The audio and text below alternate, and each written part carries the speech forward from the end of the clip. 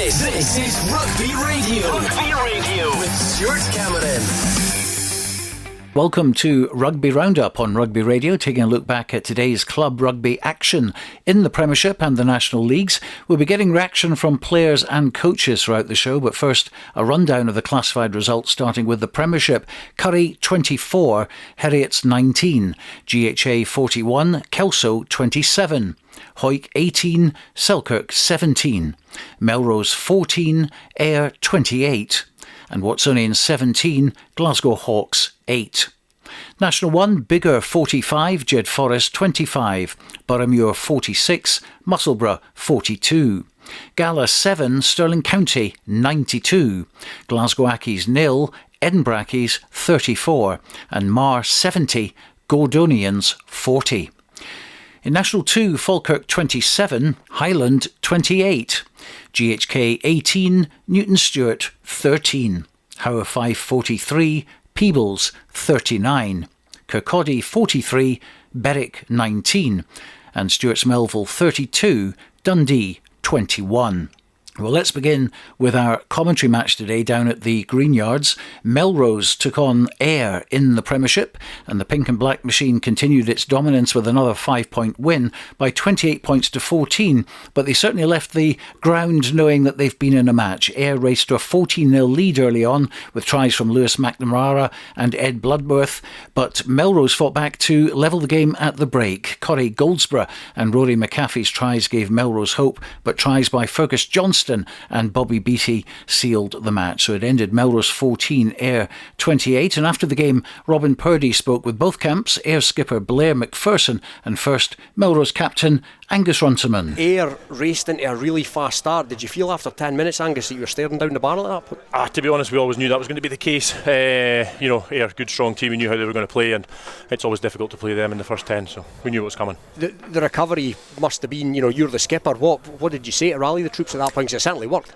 We lost an early 7 points, and as I say, it's first 5-10 minutes. The game's not lost in the first 5-10, so it was just to kind of forget it, treat it as 0-0, not to get too behind ourselves. But we fought back really well and just stuck to our systems and worked really well. And you could have you almost did go down the half-time tunnel in front. What was the message at half-time? You were very much in the game. I think more of the same. As we said, we always knew it was going to be tough coming out against Ayr. They were drawn, they wouldn't be happy with that, so they were going to chuck everything in the kitchen sink at us. So we always knew the first points in the second half were probably quite critical as well, but it was stalemate for a long time, and Ayr are very good at fighting a game out, and as I say, they did that. And I was just going to say, they seem to go back to basics in the second half. The set piece, the power game. Is there only so much you can do when they turn on, when they hit the power button? 100%. We gave our all. As I say, we didn't take our foot off the gas by any means, but they're all big men. All the forwards have probably got 10 kilos on us, so it becomes a bit of a fairly hard day tackling them all day. As I say, credit to them. They came out and did exactly what Ayr do. They fought the game out. But from a skipper's point of view, you must be exceptionally proud of how the boys fronted up today. Absolutely. I know I was a wee bit worried going into the game given our performance last week, because it was unacceptable to say the least. So now we definitely did a lot better, but we just need to take that chance to continue that. And looking forward, Kelso away next week. I think we're covering that one as well. Nothing from today's game from a points perspective, Angus, but based on today's performance, I guess you head down there with a bit of confidence. Look, there's a lot of positives to take from that game. We did do really well, as I say, fronted up against a good team, and certainly we'll take a lot more from that game than we would have anticipated, but it's good. We need to just keep marching on, and as I say, it was a game we were never expected to win, really. So as I say, 0 points is a wee bit niggly. We could have done with one maybe, but a lot of positives, and the boys did well. Well, we'll look forward to seeing you next week at Kelso. Angus, thanks for your time as always. Brilliant. And we wish you well. Cheers. You made a monumentally fast start. Your tails were up at that point. Did complacency creep in at all? Boys maybe just got a bit excited, nice day, artificial pitch. We're probably trying to play sevens when we're down here, and that's not our ID. We kind of forcing offloads, and Melrose were doing really well. They were getting on the ball and getting in behind us, so probably went away from what we'd normally look to do, and it probably affected us quite hardly in the first half. And did the pre-kick-off reshuffle in the back division, did that have an impact? I think Bobby's the one that's been pulling the strings a lot at 10, and Calvin Henderson coming on at tight head. It probably just settled the mood and helped us get into our shape. And it looked from here that discipline was potentially an issue only in the first half. Would that be fair, or were there some decisions in there that seemed contentious maybe? There's maybe a few things I didn't agree with, but look, the same thing was happening to Melrose. You've just got to play what's in front of you and take the good with the bad. Well, you certainly looked like you worked that aspect of the game out in the second half, and it looked from here again that you reverted to basics in the second half. The set piece really stepped up again. Yeah, I mean that's the foundation of our game. We always like to play off set piece. It gives us a platform to then implement that power game, and that's probably what went wrong in the first half. And you said to me just off air there, really, not our best performance, but dare I say 5 points in the bag, not your best performance. That's what champion teams do. Coming to Melrose and getting 5 points, it's not an easy thing to do. So despite maybe being upset with the way we played and it's not the way we would have liked to do it, at least we came away with the result. And looking forward to next week, Currie at home, that's going to be some ding-dong few work-ons this week. yeah, I think we'll just be trying to get back into that shape and playing the game at our pace, not letting things get away from us. That's Air Captain Blair McPherson, and before that you heard Angus Runciman, skipper of Melrose. Well, Currie had home comforts at Millennium Park today, taking on Heriot in an Edinburgh derby. Watching this one was Sam Matthews. 24 points to 19 to the home side. Heriot's dug their way back into it, but it ended actually on the Currie try line as well. They defended them all superbly, and the whole back line went in to make sure that line out went straight back into touch. Currie get a well-deserved win, and they keep their 3 from 3. They have got the try bonus point as well, so a maximum 5 points for them, all successful. But the second half, it will take a lot of work. Mark Cairns spent a lot of his time shouting and instructing his players throughout that second half. There'll be a lot to take away for both sides. It went pretty straightforward for Currie in the first half. They actually nilled them at half-time, going in 19-0 up, tries from Crombie, West and Fletcher. They also managed to hold up Heriot's twice, including an intercept on the try line as well, where Harley nearly took it the distance. Second half, they got their bonus point that they needed and craved through Christie after a charge-down kick. A lot of clear rucking plays, and then Christie scampered over the line after they had got themselves within metres. Then it was the Heriot show. Brogan and Jessup, 2 players really galvanised this Heriot side in the second half. Brogan getting 2 tries, Jessup converting twice. Then Daniel King got himself on the score sheet as well. Jessup missed that kick. It rattled off the post, similar to Harley in the first half. That took us to 24 points to 19. A real contested point at the end, though. The whole crowd with me in unison went kick for 3 when Currie won a penalty after only being 5 points ahead. But they chose to kick for touch, and fair play to them. They might not have came away with points, but it took a lot of time out of the game. It stunted momentum for the Heriot side. After that, it was a real cage affair, but you could see Heriot's wanted it. Their young players finally getting a bit of belief, starting to play well, but they just couldn't convert it right at the end. You could see Leishman as captain of Heriot's a very dejected figure, and he was very angry, probably with his team's performance in the first half. Currie 24, Heriot's 19. Let's get some reaction then. Bob McKillop, the Heriot's coach. But first, Ed Hadsell from Currie. 24-19 win from 24-0. That was a real tough shift at the end there. Yeah, I mean, great start to the game. We got ahead early, 3 good tries on the board. Came through in the second half, got a bonus point, but plenty to learn for next week. Let them back into the game. Just momentum swings, and we've got to kind of cut that out our game to be at the top level at the end of the season. But a good 5-0 win at home, can't beat it. Exactly, 5 points is always key, keeps yourself at the top of the table. But like you said, there was that lapse when the bonus point went over.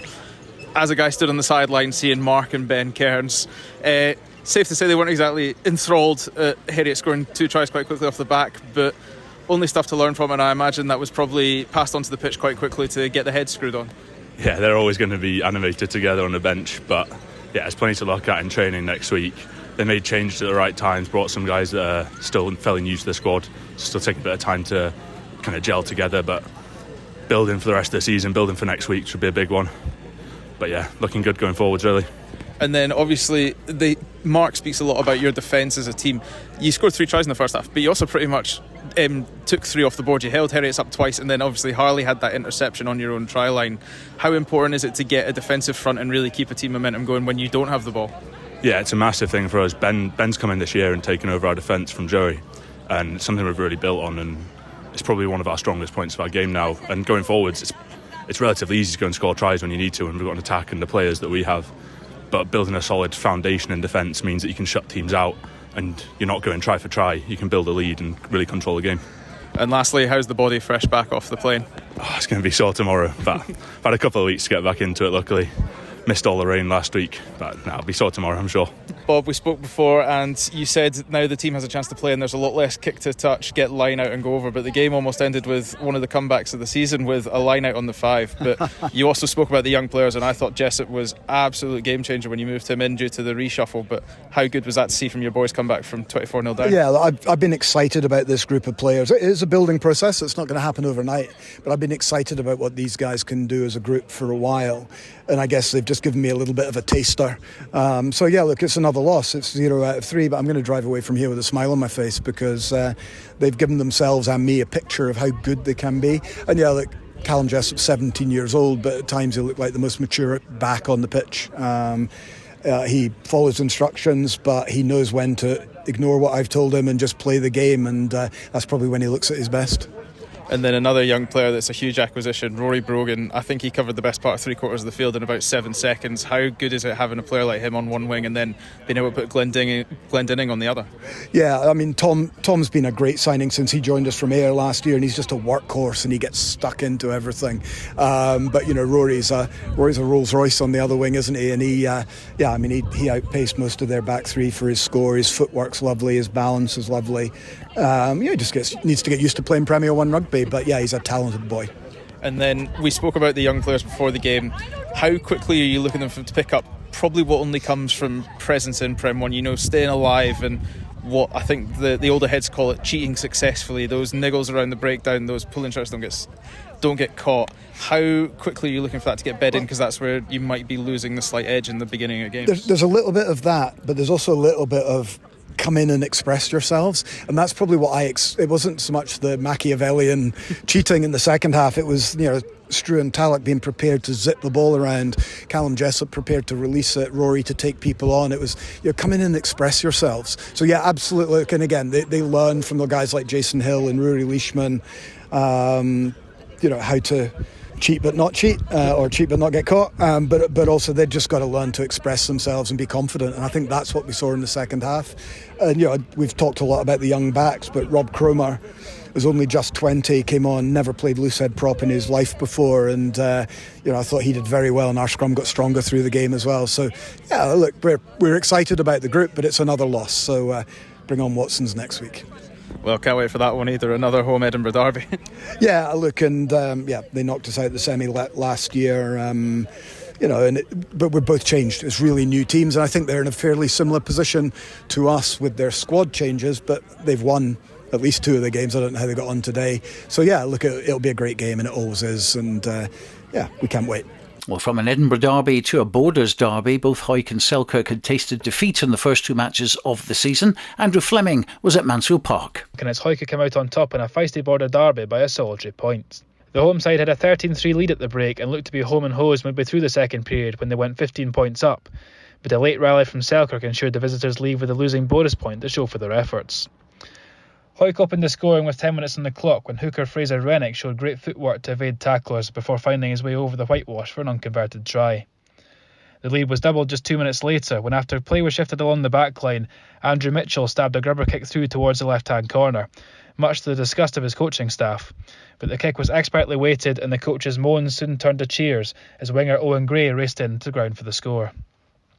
A number of inaccuracies both at line-out and with the boot cost Selkirk dear as they were forced to settle for an Alderson penalty near the break, although that was cancelled out on the stroke of half-time with a Hawick penalty from Kyle Brunton as the teams went in with the scoreline at 13-3. Selkirk came out firing at the start of the second half, but numerous onslaughts on the try line were kept out by some outstanding defensive work by the Greens. Largely against the run of play, Hawick recorded their third try of the afternoon on the hour mark when, after a line-out maul was driven fully 20 metres plus, the ball was shipped out the back line, finished off in the right-hand corner by the ever-present Andrew Mitchell, taking the cushion out to 15 points. With 8 minutes remaining, Selkirk got the try their second-half efforts merited when James Bett managed to bury his way over the whitewash from close range, converted by Alderson for 18-10. And to the visitors' credit, they kept plugging away and got the reward with the clock in the red, as they were able to take play from their own half to deep inside the Hawick 22, following strong breaks from Ross Nixon and Andrew McComb. The forwards again got to work, but this time it was Lachlan Ferguson racing in for the try, quickly converted by Clementson, but the full-time whistle ensured they were forced to settle for the solitary losing bonus point. Far from a classic this afternoon, both sides will be frustrated with elements of their performance. It finished here at Mansfield Park, Hawick 18, Selkirk 17. Well, we can hear from one of Hawick's try scorers, Andrew Mitchell. It was a tough game. Obviously, we had the ascendancy for a lot of the game. I thought we were the better team. But again, our ill discipline is letting teams back in. So that's something we're going to have to work on next week in training, I suppose. Selkirk had a number of onslaughts on your line in either half. Just how impressive was your side's defensive work this afternoon? Oh, the forwards fronted up massively. Like, they wore their heart on their sleeves. Like, we were adamant that they weren't scoring today. So for them to then get 2 tries, it's a blow for us, really. We know how much you pride yourself on your home form at Mansfield. So how desperate were you to bounce back from the disappointment against GHA a fortnight ago?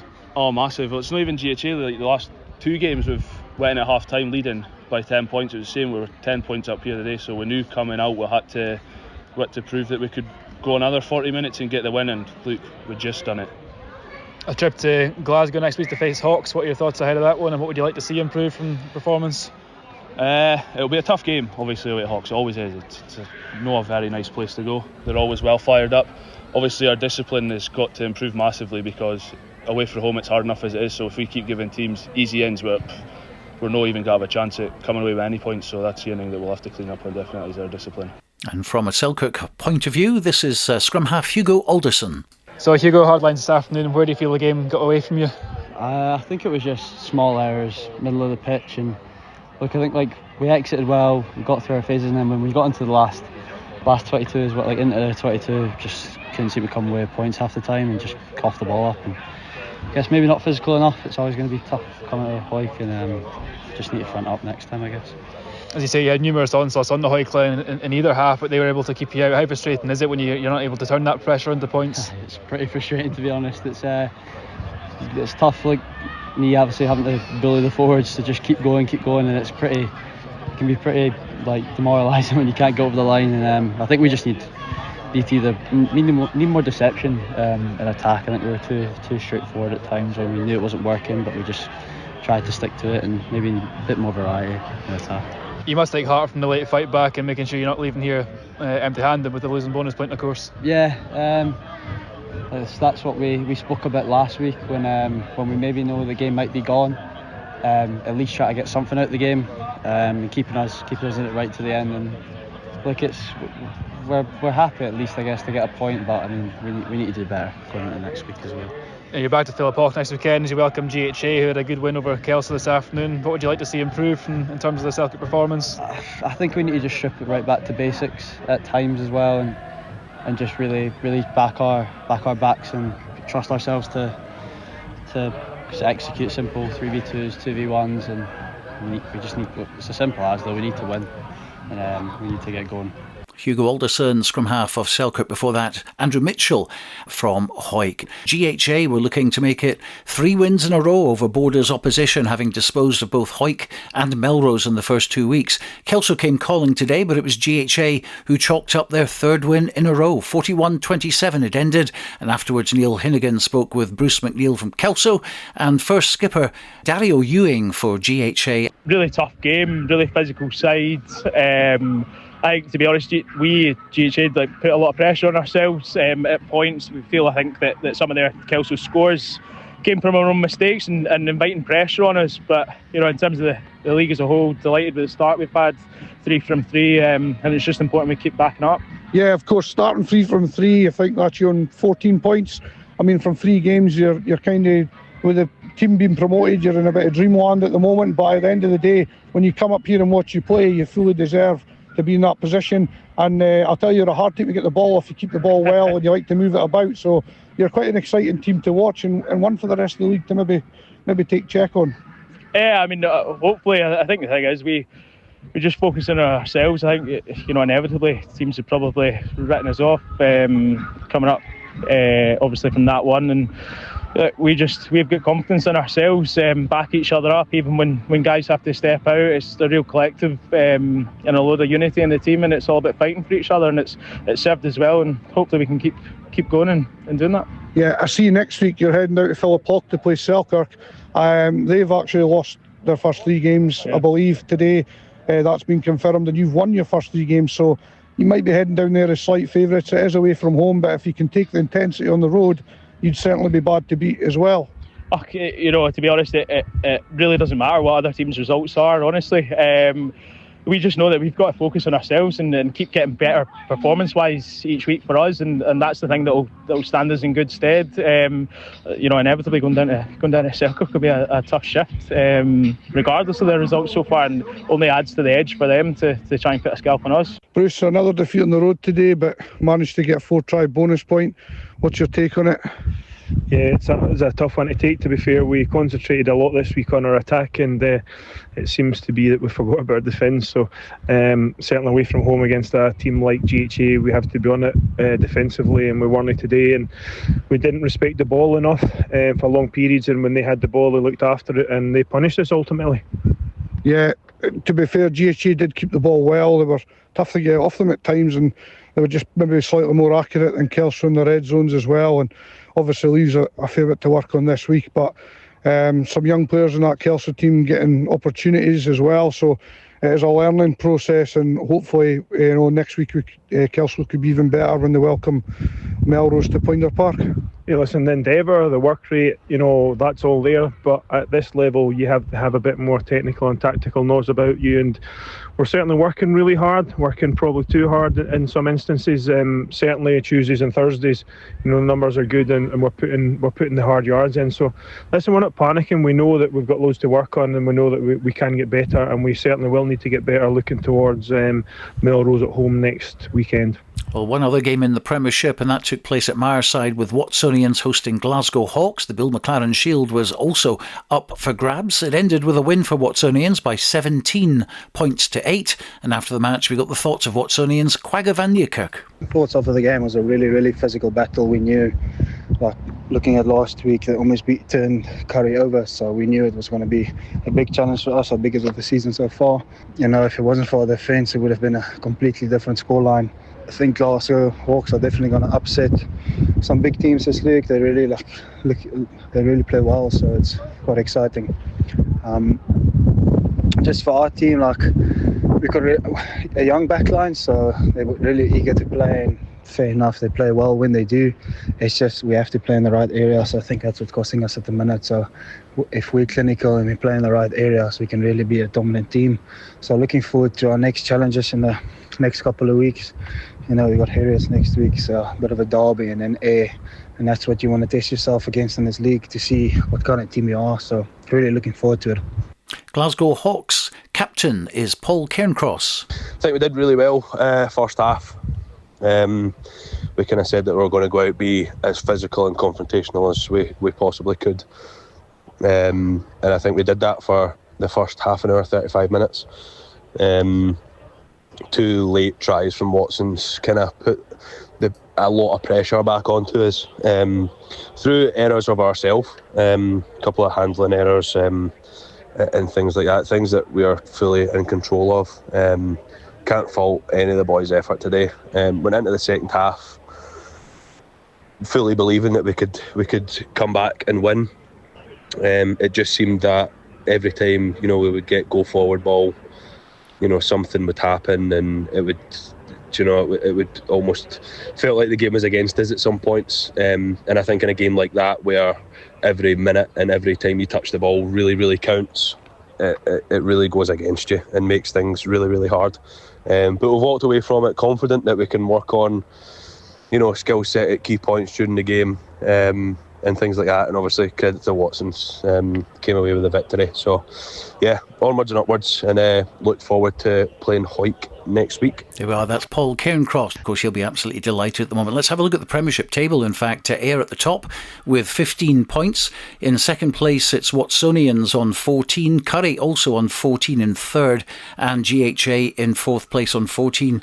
And already we've actually got quite a big gap, 8 points to the fifth place team, which is Melrose on 6. Sixth is Kelso on 5. Seventh, Hawick also on 5. In eighth position, Selkirk with 2. Ninth, it's Glasgow Hawks on 1. And Heriot's at least got off the mark today with a losing bonus point. They're on 1 with 10 points. And after the break, we'll take a look at National 1. This is Rugby Radio. Rugby Radio. Borders water, borders barley and Borders people. That's what makes the Borders Distillery. Working exclusively with local farmers, the Borders Distillery is bringing whisky making back to the region. Our award-winning distillery is open to everyone, where you can meet the people behind the scenes, explore our washhouse, and shop quality local products. Tour your local distillery and discover the spirit of the Borders. Full details at thebordersdistillery.com. Always enjoy our spirit responsibly. Under 18s must be accompanied by an adult when visiting the Borders Distillery. If you're hearing this, then so could your customers. To advertise on Rugby Radio's 2 Saturday shows and also the Scottish Club Rugby podcast, get in touch via our website at rugbyradio.co.uk. Advertising and sponsorship packages are available for the whole season or on a monthly basis. Help support what we do to promote club rugby in Scotland using our contact page at rugbyradio.co.uk. Based in Gala Shields but covering the whole region and beyond, Borders Mortgage Hub is your one-stop shop for all things mortgage related in the Borders. Visit us at bordersmortgagehub.com or call us on 01896 807 008. That's 01896 807 008. Borders Mortgage Hub. Mortgages for the Borders in the Borders. Borders Mortgage Hub. With over 30 years' experience in print and embroidery, BE Uniforms are one of Scotland's leading rugby teamwear specialists. We currently supply many great clubs across Scotland and the north of England, offering brands such as Adidas, Macron, Canterbury and BE Sport. We have a specialist teamwear team who collectively have over 60 years' experience in the trade, delivering quality teamwear and finding solutions to the challenges out there. If your club is looking for a new supplier and would like to know more, get all the details at beuniforms.co.uk, proud sponsors of Rugby Radio and Borders Rugby TV. BE Uniforms, your identity is our purpose. This is Rugby Radio. Rugby Radio. So let's turn to National 1 and we start with Biggar against Jed-Forest. It ended with a win for Biggar by 45 points to 25, and after the match we heard from Gary Young of Jed and first Biggar's captain Ross Jackson. Tight first half down here at Hartree Mill, with both teams kind of sussing each other out. The breakdown was quite a battle, and Jed played a kind of direct brand of rugby.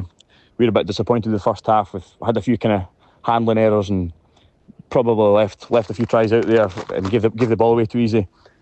We regrouped for the second half and put in a lot more pleasing performance, up the energy levels, and put in a few good defensive sets and managed to get a few points on the board. So overall in the end, pretty happy with the overall result. Disappointed maybe slightly with the first half, but the second half came together, and good to get the first win of the season. Look forward to going up to Marr next week, coming up against old Biggar teammate Ewan McCarr at 9, so we look forward to that. Up at Hartree Mill today, another tough game. You always expect a physical game up here from Biggar, and that's exactly what they brought. Probably a very similar story to last week in terms of how the game went. First half, again, not a lot in it at half time. I think we maybe went in the changing rooms leading by a couple of points. Came out second half, again, Biggar got on the scoreboard nice and early, which didn't really help us. So it was a big change in momentum there. But yeah, the game was tight for a while there, and we just kind of let it slip away towards the end of the second half. Probably didn't help things. Ended up off for 10 minutes.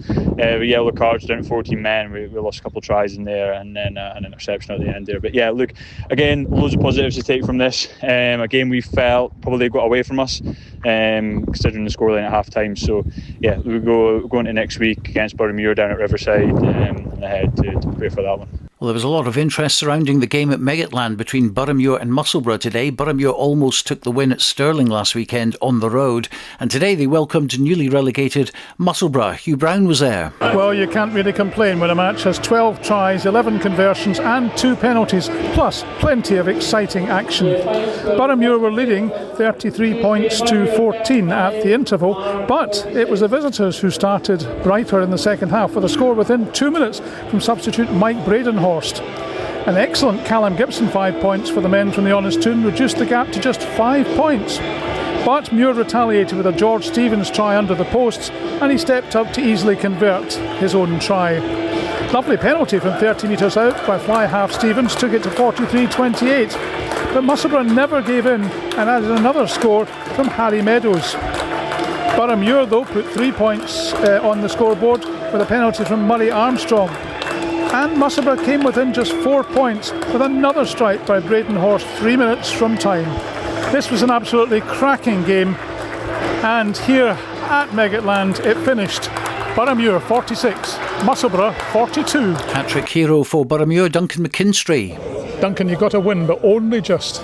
Yeah, I feel that first half we really controlled the game, but it was just our errors that let them get a couple of tries. But that second half, Musselburgh came out the blocks. We probably stepped off a bit. A couple of injuries to some key guys, and it was just we didn't step up from that. I think it's good to get the bonus point win, to be honest, but I think there's a lot of review needing to be done on Tuesday to make sure that, because after the game against Stirling, we felt we should have won, and we won here, and it doesn't feel like a win. I think we just need to go back to the drawing board and really double down on what we need to do for next week. You mentioned injuries. You lost your captain with, I think he's got a dislocated kneecap, which is pretty bad. Yeah, it looks a sore one. Don't know exactly what happened. I think he was just getting held up and someone came in from the side. But obviously Junior's a big loss, but I feel the boys that stepped in that first half done really, really well. And it was just, second half, just as we got injuries, people are out of position, and we should have done better, I feel. It's your 50th appearance, I believe, for the club. Yeah, I know. Who'd have thought it, coming here 4 seasons ago and getting 50 caps, spent a period of time injured as well. So, really, really proud to get 50 caps for this club, and even get a hat-trick on it. He has 3 tries as well today. That can't be bad. You know, what do Boroughmuir want from this season? You had to win your last game of the fight of last season. I was here to watch that one to stay up, and you did. This season, are the ambitions higher? Yeah, I think we can challenge in the top half of the table. I think even like showed you teams like Stirling before the season are getting earmarked as they're going to be one of the top 2, but we took them to the sword. Obviously games like today, playing a team that came down from the Premiership was obviously tough, but we got the win, so we fully believe that if we go back, work on what we didn't do so well here, we can challenge at the top of the table. Well done today, well done on your 50th appearance and 3 tries as well. All the best. Thank you. Captain of Musselburgh, Rory Watt. Rory, that was some game, and you nearly beat them. It was oh so close right at the end, wasn't it? Close, yeah, but you know, it was. Well, that's the fine margins, isn't it? It's the last pass of the game. We could have won it. Gave ourselves a mountain to climb. Down 4 tries in the first half, I think. Came back to almost win it away from home, and the last pass of the game is, you know, it's good, but it's pretty heartbreaking. But something to build on. Scoring 42 points at Meggetland, you know, it's nothing to be upset about. Yeah, you were 33-7 down at one point. Yeah, I know. That's our defence coach won't be too happy at that on Tuesday, I don't think. But it was unfortunate. But the character we had to come back, I think that shows a lot where we are this season compared to last season. But yeah, it was a mountain to climb. We almost got there. Just last pass of the game fell away, but we'll come back. Of course, you were relegated from the Premiership. I suppose you really want to get back there next season. How tough's that going to be? In this league, extremely tough. I think every week is going to be competitive when you look at the league, especially compared to us last year. We were up against it every single week. It feels like this season we might have a chance to get the odd result. Well, you see here today, we get the chance to get the result, and that would have been 2 on the bounce. So it's going to be extremely tough. We've got Gala at home next week, so hopefully we can rebound and come away with something. What do you say to the lads after a game like that? What does your head coach say to you after a game like that? Because it was so close, and as you said, fine margins. Yeah, well, you've got to take the positives from it, I think. Coming from that far behind to almost win it with the last pass of the game, that is a positive outcome. We just can't give ourselves that mountain to climb. We've showed we can score as many tries as anyone. It's just keeping teams out is the big thing. But you've got to look at the positives, I think. Captain of Musselburgh, Rory Watt. Well, Gala lost heavily at home today, 92 points to 7 to Stirling County. Ewan Welsh caught up with their captain, Sean Gold. Obviously, we've worked pretty hard on the week. We had a close game with Boroughmuir last week, and we knew that coming here we'd have to put on a performance for ourselves, put a bit of confidence through the boys. I mean, I think we did that there's loads of things we can work on, but from that, I mean, we're obviously pretty happy from that. I mean, full credit to Gala. They've also got quite a young team and a changed team, so just full credit to them as well. But obviously we are ecstatic with that. That's a great win for us. And in terms of intensity, you never really let up the whole game. It always felt like you were constantly putting the work rate in order to get more points on the board. That obviously has got to please you as well going forward. Yeah, 100%. Our throughout the whole week, just commitment to everything was our goal. I think we did that. We went out from the first minute. We said first 20, we put the foot in the throat, and then from there, as you can see, the whole game we're pretty happy with that as well. A big scoreline obviously helps going forward, just in terms of confidence as well. How can you use such a big win going forward? There's obviously going to be tougher challenges in this. I think we just take the good points from this, and we look at our attack and how we picked off the defenders. I think also we can work on probably our penalty count. Our penalty count was quite high in the end, but overall, I mean, we've got to work on the positives and just take it from there. Just a quick look at defence, I suppose, because there was times where, for all you were dominant, Gala did have an opportunity in the second half to try and get maybe a consolation score, but you kept them out. That must be a big thing as well. Yeah, definitely. I mean, we were quite frustrated with them scoring, to be honest. I mean, we've worked a lot again this week on defence. Guard shield day, and we let them in just off a quick line out, and they just done well to pick us off. So from there, we said they're not scoring again, and we've done that. We're happy with that. Jamie Bell, win with the Gala, Bark Road, obviously a tough day at the office, Jamie. Aye, tough one coming out. We came in confident that we could get some sort of result out of this, whether that was a bonus point or whatever. But we came in and we knew at half time that the game was pretty much gone, and we were just going for that bonus point. But obviously didn't come off. We were on their line for about 10 minutes and just couldn't get over the line. So it was pretty disappointing. Quite a lengthy huddle that you had at the end of the game with the coaches. What was the kind of message that were given? Just to take it on the chin. Like, we had a tough week at training coming into this, and to take this result on the chin and go into training this week with the same mindset, and to get back at them at Musselburgh next week. Now it was the Battle of the Accies at Anniesland this afternoon, with both Glasgow Accies and Edinburgh Accies locking horns after posting big wins the previous week on the first day of the season. In the end, it was Edinburgh Accies who won, and we can get a reaction from Glasgow Accies captain Scott Rodger. We just didn't click today. Last week up in Aberdeen up at Gordonians, the basics were done really well, and everything seemed to click for us. This week it was just the opposite.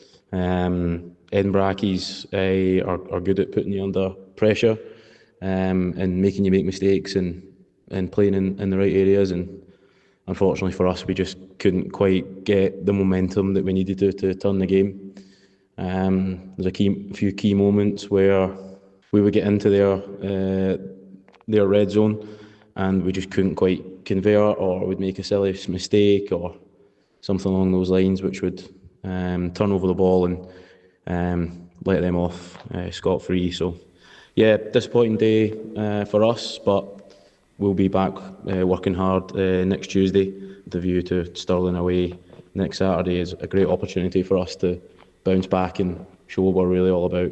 Edinburgh Accies captain Jamie Looms. It's a good win away from home today at Glasgow. Accies, brought quite a lot of physicality in that first 20 minutes or so, and actually probably had a lot of the ball in that first half, but we actually managed the game pretty well despite giving away far too many penalties in that first half, which was a problem. But we addressed that at half time, and it was always very pleasing to keep a scoreboard at 0, particularly away from home. And so that's something that we're really pleased with. There was obviously a lot that we can do better and build on for the next couple of weeks coming up. But I think just given where we are in the season, it's still early doors, and getting boys back sharp was to win 34-0. I think it was a great result, as I say, particularly away from home. So yeah, really pleased. It's been a good start to the season after a really difficult summer for us as a club. So it couldn't really probably have gone much better. But saying that, yeah, we've still got a lot of work to do to improve, and looking forward to the next couple of weeks. 34-0 to Edinburgh Accies at Glasgow. In the other match in National 1 at Fullerton Park, Marr continued their winning start to the season with a huge 70-40 win over newly promoted Gordonians. Let's hear from Gordonians captain Finlay Lennox, and first the leader of Marr this year, David Andrew. First of all, it was a great day at the club, family day, brought out a great support. First of all for the Malaquins ladies team at 11 o'clock, and then for the first team game. In terms of the game, 70 points scored, bonus point win. Got to be pleased with that. Some great tries scored. The line out scrum went well. Maul as well. Plenty of work-ons though. 40 points conceded. Not good enough if we want to meet the standards we've set for ourselves for the season and achieve the goals that we want to achieve this year. So, all in all, great day, but plenty of work-ons for next week. Gordonians captain Finlay Lennox. Obviously, disappointing result overall 70-40 speaks for itself. However, a point on the road, something for us. We've made some steps forward attacking wise, but yeah, a lot of work to do. Let's have a quick look at that table in National 1 then, and a new leader, Edinburgh Accies at the top with 10 points. Second, Marr also with 10. In third, it's Stirling County who have 9. Fourth place, Biggar on 6. In fifth, also with 6, is Musselburgh. Sixth place with 6 is Boroughmuir, and dropping from first to seventh, Glasgow Accies, who have 5 points from their big win at Gordonians last weekend. Gordonians off the bottom, they have 1 point, but they're in 8th place. 9th, it's Jed-Forest. 10th, Gala, still without any points for this season. Well, International 2 in Falkirk versus Highland looked a tasty fixture with both winning last week. The final score at Sunnyside was Falkirk 27, Highland 28. Post-match reaction from Falkirk captain Callum Hunter, and after him you'll hear Highland's Scott Fraser. Really tough competitive game. We probably had more of the ball in the first half, went in with a good score at half time. Second half, didn't have the ball as much. Probably got on the wrong side of the ref for a wee bit, but to be fair to Highland, they just executed their game plan a little bit better than us. One of those games could go either way. Our penalty at the end, we missed. Obviously, different scoreline there, but overall, more positives than negatives. Plenty of work-ons though, but it was actually a really, really good game of rugby. Outstanding win for us down in Falkirk. Absolute battle until the 80th minute that we were lucky to come out on top of by 28 points to 27. Falkirk raced into an early lead. They really cut us open with some slick back play.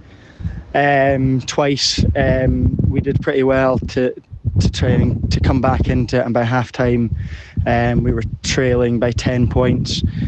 Second half we played with real maturity and stuck to the game plan, got a score early in the second half just to really get back into it, and then the winning score came from Connor Ross in about the 70th minute. Falkirk had a late penalty to win the game, but thankfully for us they missed. We're just absolutely delighted. We're coming off the back of a couple of really tough seasons on the road that we've really struggled to put wins together, and this season has just been about bringing the boys together and really trying to enjoy our rugby again, and we're off to a great start with 2 bonus point wins. Looking forward to Kirkcaldy at home next week and then back on the road to Berwick. Scott Fraser from Highland. Now, 2 other clubs which made winning starts last weekend were GHK and Newton Stewart. For Newton Stewart, it was their shortest away match of the season, a mere 2.5 hours to GHK's ground at Anniesland, but it was GHK who took the spoils by 18 points to 13. After the game we heard from both captains, Newton Stewart's Tam MacDonald and first GHK's Callum Busby. We were really excited for this game. I think off the back of a really positive result against Peebles last week, we had a bit of confidence coming into it. Confidence in our defence and in our execution and attack. I think today we left some points out in the pitch, but I was really pleased with how we fronted up in defence. We always expect a really powerful forward unit in Newton Stewart, but also a pretty handy backline too. So really pleased with our defence today, and all the best to Newton Stewart for the rest of the season. A tough game up in Glasgow. It's the game of every inch mattered, and we just weren't clinical enough when we got to the 22. Half-time score was 8-3 to Newton, and then we just let it slip, and they got a fairly powerful second half and we lost 18-13. Tough for the boys to take, but we move on next week and just have to score when we need to. Well, we've heard from 4 teams who all won their opening games in National 2 last Saturday, but 2 who didn't. Well, newly promoted Howe Fife are at home today at Duffus Park to Peebles.